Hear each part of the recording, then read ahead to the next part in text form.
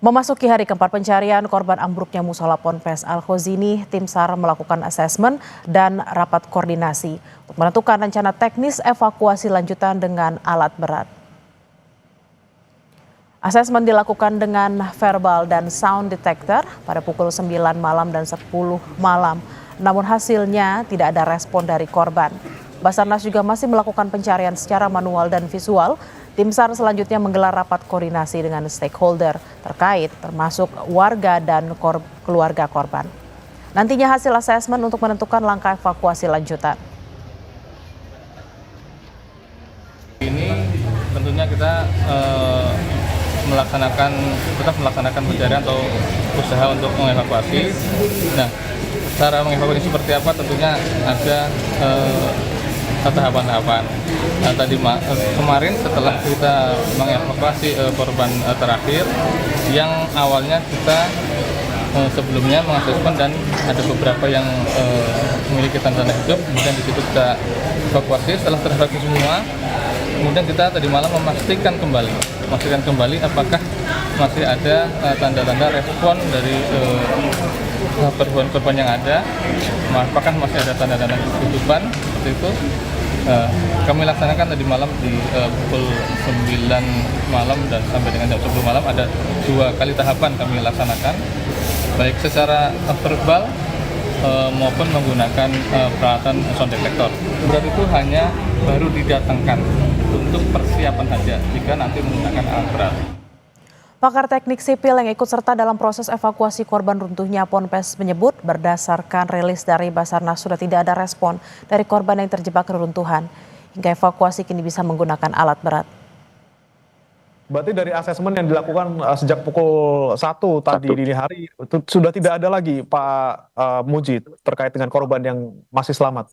Itu rilisnya dari Basarnas sudah tidak ada respon, sehingga beliau meskipun tim Basarnas standby di sekitar sini, tapi kita diizinkan untuk masuk melakukan pembongkaran dengan teknik tertentu yang tidak memperparah kondisi korban yang ada di bawah.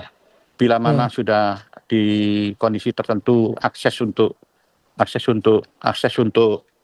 masuk ke lokasi, Basarnas akan segera masuk untuk mengambil posisi evakuasi korban. Pembongkaran ini Pak yang menggunakan alat berat ini sudah dipastikan pukul berapa akan dilakukan? Ya, menunggu komando Pak Badan Penanggulangan Bencana Daerah masih on the way. Kami siap semua personil. Kira-kira kalau kita tunggu 1 jam ya, mungkin 1 jam lagi atau paling tidak jam 11 kita bisa action untuk di lapangan. Kita akan pantau bagaimana lanjutan penyelamatan korban yang masih tertimpa reruntuhan di Ponpes Al-Khozini di Sidoarjo, Jawa Timur. Akan kita tanyakan ke jurnalis Kompas TV Alfian Rahman dan juru kamera Cilmi Ardianto Fani. Selamat siang Alfian, berapa korban yang saat ini masih dalam pencarian tim SAR gabungan? Ya, selamat siang Bella dan juga saudara. Masih datanya sama dengan tadi pagi, bahkan hingga malam tadi ada 59 orang yang diprediksi masih berada di dalam runtuhan bangunan musola Al-Khozini, begitu. Pondok pesantren Al-Khozini tepatnya melaporkan saat ini merupakan posko gabungan, begitu Bella dan juga saudara, di mana posko ini merupakan center atau pusat dari informasi baik dari SAR maupun dari keluarga korban. Saya akan menunjukkan pada Anda melalui sorotan kamera juru kameramen saya Cilmi Ardianto Fani bagaimana keadaan siang ini terkini di dalam posko gabungan ini, di mana yang sedang disorot oleh kamera adalah bantuan yang berdatangan untuk kebutuhan bagi support logistik, baik itu untuk relawan, terus ada juga untuk keluarga korban, termasuk juga tim SAR yang sedang bertugas. Hingga saat ini sendiri pihak keluarga masih menunggu bagaimana tindak lanjut evakuasi yang akan dilakukan oleh tim SAR gabungan. Yang kami informasikan ada lebih dari 300 tim SAR gabungan yang diterjunkan untuk membantu proses evakuasi mulai dari hari sore hingga hari ini, hari 4 pelaksanaan. Dan yang sedang Anda saksikan saat ini adalah pihak dari korban kumpulkan di aula dan lobi dari pondok pesantren yang dekat dengan posko gabungan. Tujuannya ini untuk berkoordinasi dengan pihak warga maupun masyarakat sekitar pondok pesantren